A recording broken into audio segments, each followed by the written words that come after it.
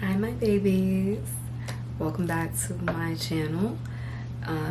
Welcome back to Ask the Alpha.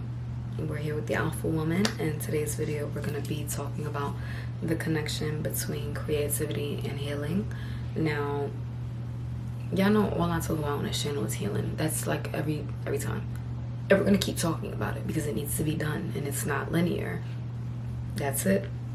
But I'm bringing this up because a lot of people don't realize that healing does have some parts that are, I guess, a bit nice to it, right? Part of healing is getting to know yourself on a deeper level and also channeling that energy into something maybe painfully beautiful.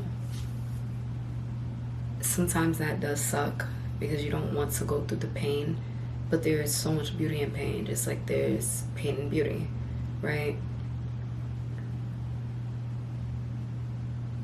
I would like to challenge you to tap into the more creative parts of yourself, or at least try.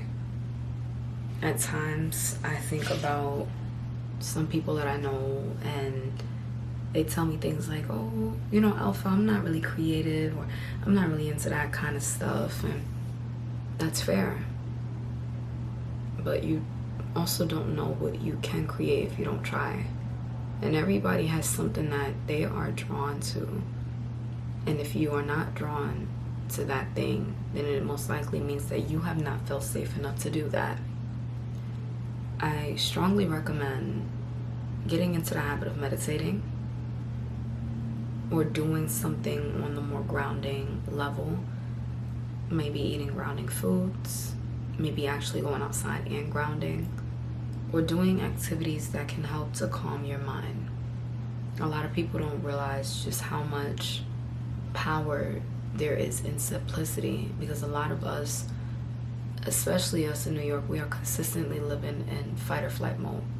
If it's not the fucking government, it's the weather. If it ain't the weather, it's just the economy in and of itself and inflation.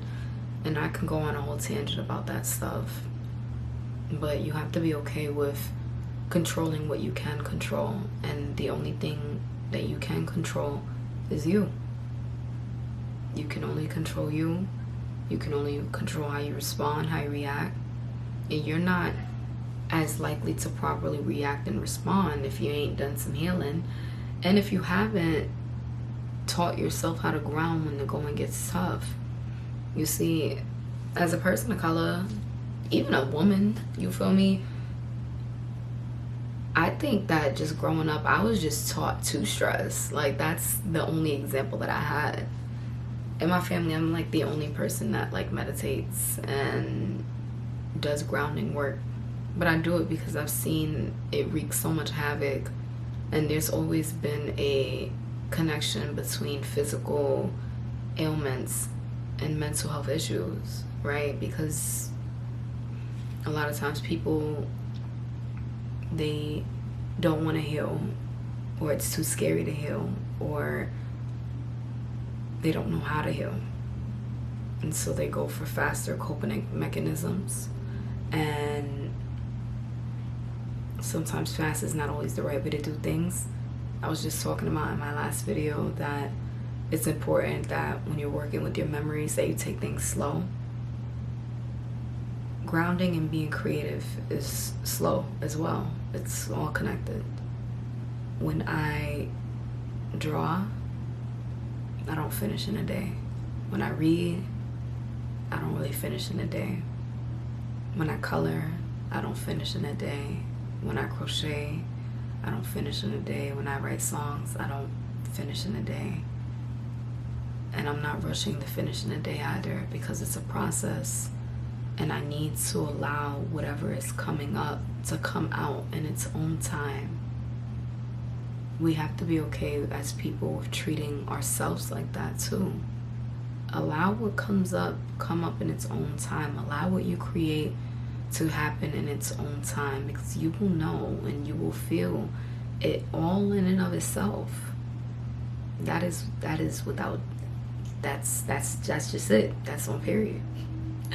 You know, and I think sometimes that we think that if something doesn't work immediately, then it's not working. We're not really used to delayed gratification. We're not really used to working hard and seeing the results on something. And if we are working hard, we're not working hard for ourselves. We're working hard for Uncle Sam, right? And to pay them damn bills, because a 1-bedroom right now is retailing for $2K in New York, and it sucks. That's it. I'm left speechless even behind me even saying that, but that's the ironic truth that a lot of us are living in. And even, oh dear, excuse me, even living in hustle culture, it's definitely taught me, listen, it's gonna be what it's gonna be, but you have to make the best of it where you can. You gotta be okay with taking your time back, even if life attempts to take it for you. I grew up around a bunch of women who always told me they never had time. They never had time. And when I seen what they were utilizing their time on, I realized this is not probably healthy, because none of that time is going to you. You're taking care of the house. You're taking care of the bills, the baby, the man, the wife, your partner, anything along those lines, and never yourself. Allowing yourself to have hobbies is truly indeed self-care. And I recommend developing cheap hobbies, because life is expensive in my 20s, right? At any age, right? But even if it wasn't, the cheaper hobbies, and I say cheap, but they ain't really shit cheap out here, right? I could buy a $1,000 notebook, or I could get $1 one from Dollar Tree, right? It's not really cheap because you're invested in your mental health. Be okay with allowing yourself to attempt to be creative, with allowing yourself to create without bounds, pressure, or structure. We already have enough of that in our lives.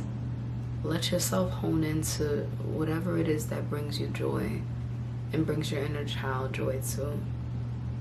That's connected to one of our chakra systems as well. Which one is it? I think it's the third one. Is it your throat chakra? I'm gonna have to double. Y'all know me, I don't even play. It is the sacral chakra that is connected to creativity.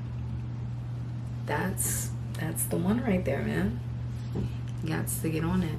And creativity don't even always mean you gotta draw, you wanna color, do anything like that. You can simply go for a walk, maybe get some ice cream, as someone has told me. Dance your heart away. Sing your heart away. Listen to Justin Bieber. Do whatever.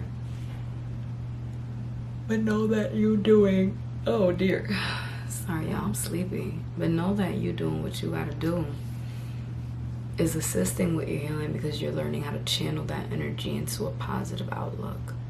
Even if what you create doesn't look the most positive. I have some drawings that when I first was healing were not pretty. And I've also seen other people create maybe not so pretty drawings, you know? But it's beautiful, because putting your pain somewhere versus allowing it to stay in you is true transmutation, and allows for joy to take up that space where the anger, the pain, the sadness, or depression once was. And be okay with that. Hone in on that. Feel that. Thanks for joining. Bye for now.